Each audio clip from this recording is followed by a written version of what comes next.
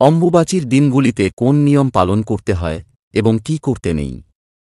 নমস্কার বন্ধুগণ, আমার এই ইউটিউব চ্যানেলে আপনাদের সকলকে জানাই স্বাগতম।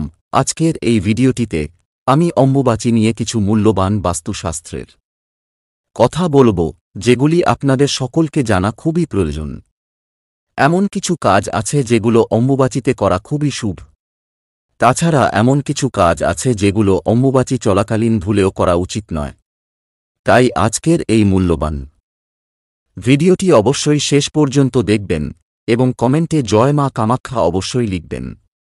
তাছাড়া ভিডিওটির বন্ধু বান্ধবের কাছে অবশ্যই শেয়ার করবেন, যাতে ওনারাও উপকৃত হতে পারেন। বাংলায় একটি কথা প্রচলিত রয়েছে, কিসের বার কিসের তিথি, আষাঢ়ের ৭ অম্বুবাচী। আষাঢ়ের ৭ তারিখ থেকে শুরু হয় অম্বুবাচী।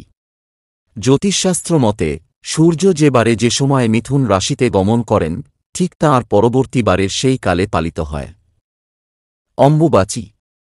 এই সময় কিছু নিয়ম রয়েছে যা পালন করলে খুব ভালো ফল মেলে এবং কিছু নিয়ম রয়েছে যা এই সময়ে একেবারেই করতে নেই। কিছু কাজ রয়েছে যা এই সময়ে করতে শাস্ত্রে নিষেধ করা হয়েছে। তাই প্রথমে দেখে নিন কবে পড়েছে অম্বুবাচী। আগামী ২ জুন অর্থাৎ ৭ই আষাঢ় সন্ধ্যা ৬টা ৩১ পড়ছে অম্বুবাচীর তিথি। আর তা শেষ হবে ১ আষাঢ় অর্থাৎ ২ মে রাত ১টা গতে। প্রসঙ্গত, এই অম্বুবাচী তিথিতে কামাখ্যা মন্দিরে বিশেষ পুজো পালিত হয়। অম্বুবাচীতে কোনো কাজে করলে শুভ ফল মেলে। ১. যত বেশি সম্ভব এই সময়ে ইষ্টমন্ত্র জপ করুন। ২. এই সময়ে গুরুদেবের পুজো করা যাবে। যাদের গুরু মহিলা অর্থাৎ গুরুমা, তাঁরাও এই সময়ে পুজো করতে পারেন। ৩. এই সময় দেবীর মূর্তি লাল কাপড় দিয়ে ঢেকে রাখুন। ৪. অম্বুবাচী চলাকালীন আম, দুধ সেবন করুন, এতে সাপের ভয় দূর হয়। অম্বুবাচীতে কি কি করা নিষিদ্ধ। ১. অম্বুবাচীর ৩ দিন কোনো মাঙ্গলিক কাজ করা যাবে না, যেমন বিবাহ, পুজো, গৃহপ্রবেশ প্রভৃতি। ২. অম্বুবাচীতে বৃক্ষরোপণ ও ভূমিকর্ষণ করা নিষিদ্ধ। ৩. এই সময়ে মন্ত্র সহকারে পুজো না করাই ভালো। কেবল ধূপদীপ সহকারে ঠাকুর প্রণাম করবেন। ৪. এই সময়ে চাষ করতে নেই। ৫. বাড়ি বা জমি ক্রয় করতে নেই। ৬. এই সময় কোনোভাবেই সাপকে আঘাত করতে নেই। ৭. বিশেষ প্রয়োজন ছাড়া কোথাও যাওয়া উচিত নয়। ব্রত পালনের নিয়ম এবং কারা পালন করবেন। আষাঢ় মাসের মৃগশিরা নক্ষত্রের ৩য় পদ শেষ হলেই অর্থাৎ চতুর্থ পদের শুরু থেকে ৩ দিন অম্বুবাচী আচার বা ব্রত পালন করা হয়। অম্বুবাচী হিন্দু ধর্মের একটি আচার বা ব্রত।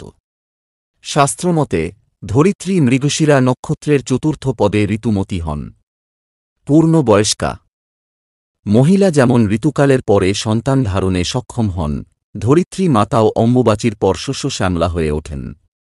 ধরিত্রী মাতা আমাদের সকলের জন্মদাত্রী।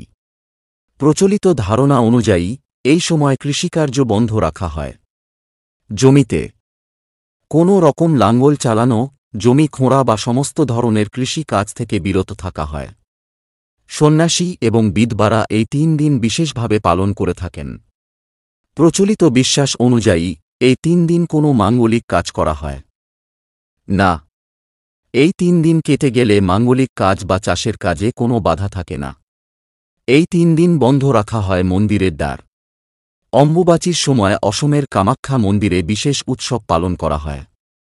সতীপীঠের অন্যতম কামাখ্যা মায়ের মন্দির তন্ত্র সাধনার অন্যতম পীঠ।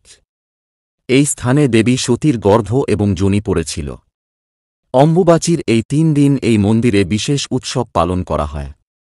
এই ৩ দিন দেবীর মন্দির বন্ধ থাকলেও চতুর্থ দিনে দেবীর মন্দির সর্বসাধারণের দর্শনের জন্য খুলে দেওয়া হয়। কটা কর্পূর আর এক টুকরো লাল কাপড় জীবনে কী প্রভাব ফেলতে পারে জানেন? বিস্তারিত জানাচ্ছেন বিশেষজ্ঞ, ভোপালের বাসিন্দা জ্যোতিষী এবং বাস্তু পরামর্শদাতা পণ্ডিত হিতেন্দ্র কুমার শর্মার কাছ থেকে জেনে নিই কর্পূরের কিছু সহজ প্রতিকারের কথা। পণ্ডিত জানাচ্ছেন, কেউ যদি তাঁর সঙ্গে সবসময় এক টুকরো কর্পূর রাখেন, তাহলে এটি আপনার সমস্যার পাশাপাশি জন্মকুণ্ডলিতে উপস্থিত গ্রহের অশুভ প্রভাবও কমিয়ে দিতে পারে।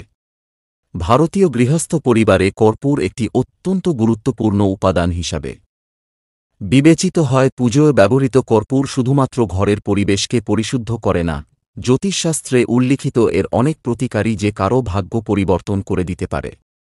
জ্যোতিষশাস্ত্রে কর্পূর সংক্রান্ত কিছু প্রতিকারের উল্লেখ করা হচ্ছে এই প্রতিবেদনে। মানসিক শান্তির প্রতিকার।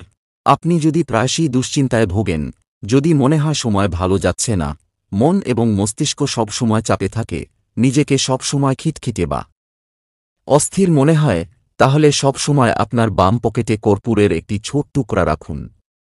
আর যদি আপনি আপনার পার্সে কর্পূর রেখে থাকেন, তাহলে সেই পার্সটি আপনার বাম হাতে রাখুন।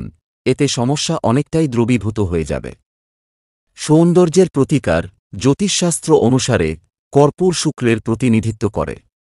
আপনার যদি ত্বক সংক্রান্ত কোনো সমস্যা থাকে বা আপনি নিজেকে কম আকর্ষণীয় মনে করেন, তাহলে এটি দুর্বল শুক্রের লক্ষণ। এটিকে শক্তিশালী করতে কর্পূর ব্যবহার করবেন না, বরং কর্পূরকে একটি কাপড়ে মুড়িয়ে নিজের কাছে রাখুন। এটি আপনার শুক্রকে শক্তিশালী করবে এবং সৌন্দর্য সম্পর্কিত সমস্যার সমাধান হতে পারে। প্রথমে একটি হাতলোয়ালা মাটির পাত্রে কটা তেজ পাতা নিন, তারপর তাতে একে একে যোগ করুন লবঙ্গ এবং কর্পূর, তারপরে ঘি দিয়ে জ্বালানো প্রদীপ দিয়ে ওই পাত্রে অগ্নি সংযোগ করুন। এবার এই মিশ্রণ থেকে ওঠা ধোঁয়া পৌঁছে দিন আপনার বাড়ির প্রতিটি ঘরে। মাঝে মধ্যেই সন্ধেবেলা করুন এই কাজ। কালসর্প, রাহু এবং পিতৃদোষের প্রতিকার। জ্যোতিষশাস্ত্র অনুসারে যদি কোনো ব্যক্তির কুণ্ডলিতে কালসর্প দোষ, রাহু দোষ বা পিতৃদোষ থাকে এবং তিনি এগুলির প্রভাব তাঁর জীবনে কমাতে চান, তাহলে আপনার পার্সে বা পকেটে কর্পূরের একটি প্যাকেট রাখুন। কর্পূরটি একটি ছোট সুতির টুকরো কাপড়ে মুড়িয়ে রাখা সবচেয়ে ভালো। লাল কাপড়ে এক টুকরো কর্পূর মুড়ে পকেটে রাখলে প্রভাব পাওয়া যায় সবচেয়ে বেশি। প্রতি 7 দিন অন্তর পকেটের টুকরোটি বদল করুন। এই সমাধানের মাধ্যমে সংশ্লিষ্ট ব্যক্তির সমস্ত আর্থিক সংকট দূর হতে পারে। মন স্থির থাকবে, যে কোনো পরিস্থিতিতে মাথা ঠান্ডা রেখে সিদ্ধান্ত নিতে পারবেন। তো এই ছিল আজকের অম্বুবাচী নিয়ে একটি মূল্যবান ভিডিও এবং রাশিফল। যদি ভিডিওটি আপনাদের ভালো লেগে থাকে, তাহলে অবশ্যই একটি লাইক করবেন এবং এই ধরনের নিত্য নতুন ভিডিও প্রায়ই দেখার জন্য আমাদের চ্যানেলটি সাবস্ক্রাইব করে আমাদের সঙ্গে থাকবেন। ধন্যবাদ।